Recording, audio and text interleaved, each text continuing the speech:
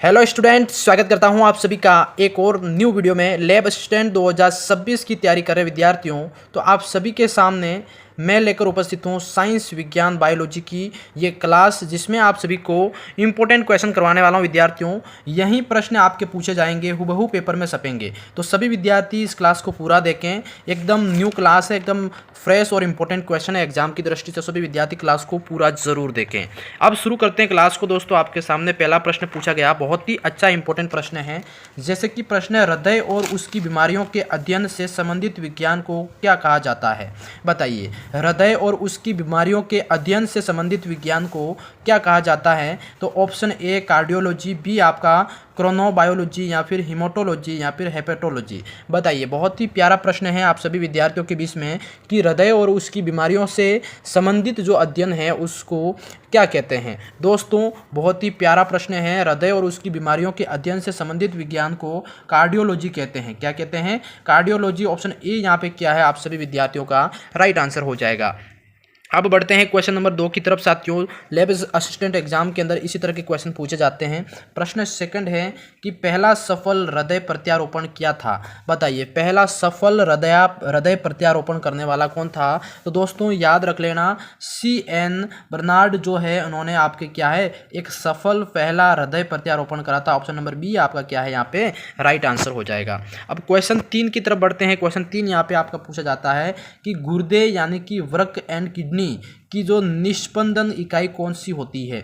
बताइए, बहुत ही प्यारा प्रश्न है। गुर्दे यानी कि वृक्क और यहाँ किडनी जिसको अपन कहते हैं, इसकी निस्यंदन इकाई कौन सी होती है? तो प्यारे विद्यार्थियों, इसकी निस्यंदन जो इकाई है ऑप्शन नंबर बी नेफ्रॉन होती है। क्या होती है? नेफ्रॉन जो है आपका राइट आंसर इसमें हो जाएगा। साथियों देखो, क्लास अच्छी लग रही है तो क्लास को लाइक, चैनल को सब्सक्राइब जरूर करें और क्लास को पूरा जरूर देखें। प्रश्न है, गुर्दे किडनी का कार्यात्मक यूनिट क्या है? बताइए, गुर्दे किडनी का कार्यात्मक यूनिट क्या है? तो प्यारे विद्यार्थियों, इसका कार्यात्मक यूनिट क्या है? आपका नेफ्रॉन जो है वही आपका इसका क्या है कार्यात्मक यूनिट। ऑप्शन नंबर बी यहाँ पे आपको करेक्ट कर देना है। अब अगला प्रश्न आपका 5 पूछा जा रहा है इसमें, जैसे कि शल्य चिकित्सा के लिए कृत्रिम हृदय का प्रयोग किसने शुरू किया था? तो दोस्तों, शल्य चिकित्सा के लिए एक कृत्रिम हृदय का प्रयोग किसने शुरू किया था? तो आपको यहाँ पे बताना किसने शुरू किया था। ऑप्शन नंबर बी यहाँ पे होगा माइकल दी वेकी के द्वारा। दोस्तों यहाँ पे क्या है कृत्रिम हृदय का प्रयोग यहाँ पे शुरू किया गया था। समझ गए सभी? बहुत ही अच्छा। अगला प्रश्न आप सभी के बीच में क्वेश्चन 6 है, जैसे कि ECG ये किसकी गतिविधि को दर्शाता है? तो दोस्तों, ECG जो है आपका ये किसकी गतिविधि को दर्शाता है? मस्तिष्क, हृदय, युवक या फुफ्फुस?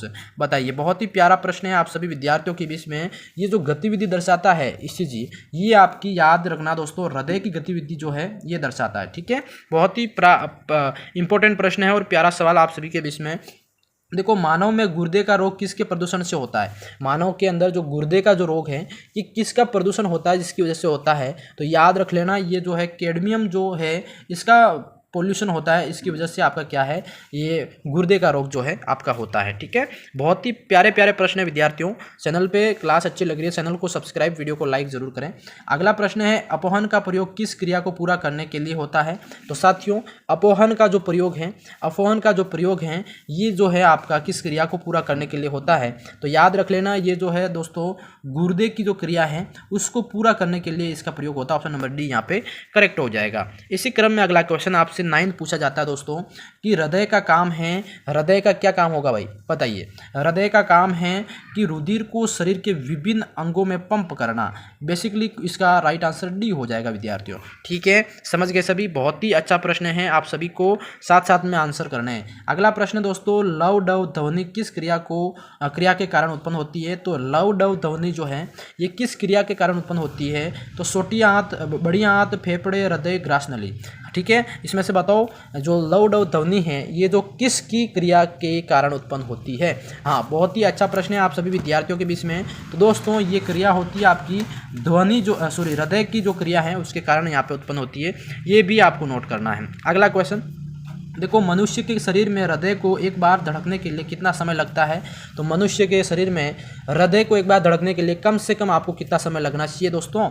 एक बार धड़कने के लिए यहाँ पे कितनी बार बोला? एक बार धड़कने के लिए लगभग 0.8 सेकंड। कितना होना चाहिए दोस्तों, कितना राइट हो जाएगा यहाँ पे 0.8 सेकंड का समय जो है यहाँ पे लगता है। ठीक है, अगला क्वेश्चन आप सभी के बीच में 12 है। जैसे मानव वृक्क यानी कि अशमरी में पाया जाने वाला प्रमुख रासायनिक यौगिक कौन सा है, बताओ बताओ प्यारे विद्यार्थियों। बहुत ही प्यारा प्रश्न है कि मानव वृक्क अशमरी में पाया जाने वाला प्रमुख रासायनिक यौगिक कौन सा है। तो दोस्तों उस रासायनिक यौगिक का नाम बताना है। सभी विद्यार्थी कमेंट करेंगे फटाफट तरीके से। राइट आंसर होगा यहाँ पे कैल्शियम ऑक्सलेट। कौन सा हो जाएगा दोस्तों, कैल्शियम ऑक्सलेट जो है ये कि मानव वृक्क अशमरी में पाया जाने वाला एक प्रमुख रासायनिक यौगिक है। करेक्ट हो गया, बहुत ही प्यारा। अगला क्वेश्चन देखिए यहाँ पे सामान्य वयस्क व्यक्ति के हृदय का वजन लगभग कितना होता है। बहुत ही प्यारा सवाल है कि मानव वयस्क जो व्यक्ति है उसका हृदय का वजन लगभग कितना होता है। तो दोस्तों लगभग आपका 300 ग्राम होता है। कितना होता है, 300 ग्राम का जो वजन है जो यहाँ पे होता है, आप सभी को नोट करना है। ठीक है प्यारे विद्यार्थियों, एक एक क्वेश्चन इंपॉर्टेंट है एग्जाम की दृष्टि से।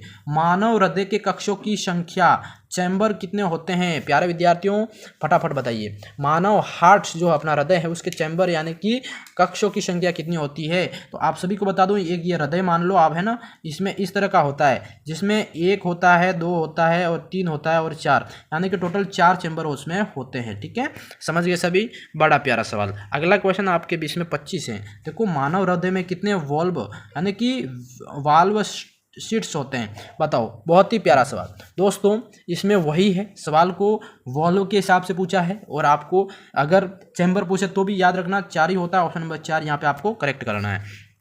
ठीक है, अगला क्वेश्चन 16। देखो वृक्क का प्रकार्यात्मक यूनिट बताना है। वृक्क जो है इसका प्रकार्यात्मक यूनिट कौन सा हो जाएगा, तो आपको याद रख लेना विक्राणु जो है आपका नेफ्रॉन, ये जो है आपका राइट आंसर हो जाएगा। ठीक है, बहुत ही प्यारा सवाल है। अगला क्वेश्चन 17 यहाँ पे है।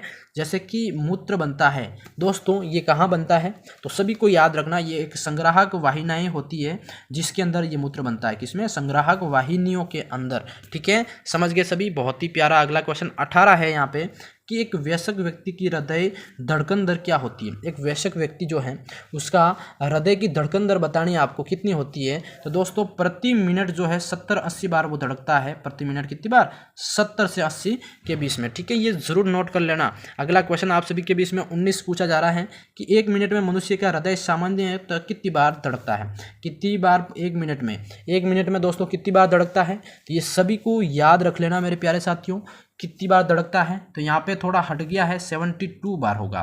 ठीक है, समझ गए सभी, बहुत ही अच्छा। अगला क्वेश्चन दोस्तों आपका यहाँ पे 20 वाला पूछा गया है कि मूत्र का पीला रंग किसकी मौजूदगी के कारण होता है। प्यारे साथियों, मूत्र का जो पीला रंग है ये किसकी वजह से, मौजूदगी के कारण होता है।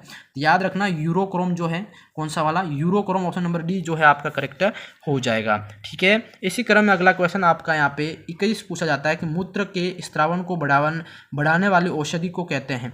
बताइए, मूत्र के स्त्रावन को बढ़ाने वाले औषधि को क्या कहते हैं, बताइए। बहुत ही प्यारा सवाल दोस्तों। मूत्र स्त्रावन को बढ़ाने वाली औषधि जो है, हाँ वो है डाईयूरेटिक जो है, ये औषधि है। ऑप्शन नंबर सी आपको करेक्ट कर लेना है। ठीक है, जो भी क्वेश्चन करवा रहा हूँ बहुत ही इंपॉर्टेंट प्रश्न है साथियों, इसलिए क्लास को पूरा जरूर देखें। अगला क्वेश्चन 22 का, प्रतिदिन सामान्यतः हमारे हृदय के कपाट वल्व लगभग कितनी बार खुलते हैं और कितनी बार बंद होते हैं। हाँ, बहुत ही प्यारा सवाल है दोस्तों। एग्जाम के अंदर ये प्रश्न पूछता है कि हृदय के जो चैम्बर है, कपाट कक्ष हैं, वो कितनी बार खुलते हैं और बंद होते हैं। तो याद रख लेना, ये जितनी बार खुलते हैं उसकी संख्या याद रखनी है आपको। लगभग ये से इकाई, दाई, सैकड़ा, 1000, 10,000, लाख, 1,00,000 बार जो प्रतिदिन आपके क्या है दोस्तों, ये खुलते हैं, बंद होते हैं। ठीक है, समझ गए सभी। हाँ, इसी क्रम में अगला क्वेश्चन आपका है 23 कि मनुष्य में रक्तचाप कितना होता है। मनुष्यों का जो रक्तचाप याद रख लेना विद्यार्थियों, ये आपका लगभग 80 जो है, 120/80, ये बी वाला जो ऑप्शन है ना आपका, ये आपको नोट कर लेना है। ठीक है, 120 में से 80 जो है आपका राइट आंसर है। 120 का है दोस्तों स्तनधारी किसमें यूरिया बनाते हैं। तो स्तनधारी यूरिया बनाते हैं विद्यार्थियों, किसमें बनाते हैं, यकृत लीवर के अंदर। किसमें, यकृत लीवर के अंदर आपका ये यूरिया बनाते हैं, नोट करना। अगला क्वेश्चन 25 है कि कितनी भित्तियों पर रक्त द्वारा डाले गए दबाव को रक्तदाब कहा जाता है। बताइए, किन की भित्तियों पर रक्त द्वारा डाले गए दबाव को रक्तदाब कहा जाता है। हाँ, तो इसका 25 का राइट आंसर हो जाएगा आपका सी है धमनियों की भित्तियों पर रक्तदाब डाला जाता है, उसको रक्तदाब कहते हैं। ऑप्शन नंबर सी यहाँ पे आपको करेक्ट कर देना साथियों। ठीक है, अगला क्वेश्चन आपका है यहाँ पे, जैसे कि रक्तदाब क्या है, रक्तदाब यानी कि दाब निम्नलिखित में से किस में उच्च होता है। तो किस में उच्च होता है विद्यार्थियों, तो ये होता है निलय के अंदर। किसमें, निलय जो होते हैं, आलय निलय, ये आपको याद रख लेना। अगला क्वेश्चन आपका 27 पूछा जा रहा है यहाँ पे, बहुत ही अच्छा प्रश्न है कि रक्तदाब का नियंत्रण कौन करता है। तो रक्तदाब का नियंत्रण कौन करता है विद्यार्थियों, याद रखना अधिवृक्क जो एड्रिनल ग्रंथि है ये क्या है दोस्तों, रक्तदाब का नियंत्रण करती है। ठीक है, बहुत ही अच्छे प्रश्न हैं, फालतू की बकवास नहीं करते अपन, जो है वही आपका टाइम वेस्ट नहीं हो रहा, फटाफट पढ़ा रहे हैं ना। हेनले का लूप का कार्य संबंधित है, तो हेनले का जो लूप कार्य है वो किससे संबंधित है, तो विद्यार्थियों हेनले का लूप आपने पढ़ा होगा, ये जो होता है आपका उत्सर्जन तंत्र के अंदर होता है। किसमें, आपका उत्सर्जन तंत्र जो है जिसके अंदर हेनले का लूप जो है वो आपका पाया जाता है या पढ़ाया जाता है, आपने देखा होगा। अगला क्वेश्चन दोस्तों, हृदय की धड़कन को उत्तेजित करने वाला हार्मोन कौन सा है। तो हृदय की जो धड़कन है विद्यार्थियों उसको उत्तेजित करने वाला जो हार्मोन है उसका नाम हो जाएगा प्यारे विद्यार्थियों, हाँ बिल्कुल, थायरोविमान जो कहते हैं, ये क्या है, हृदय की धड़कन को उत्तेजित करता रहता है। ठीक है, इंपॉर्टेंट क्वेश्चन है, इसको आप नोट जरूर करें। अगला क्वेश्चन और लास्ट क्वेश्चन आपके बीच में है कि हेमिकोडेटा में उत्सर्जन किसके द्वारा होता है।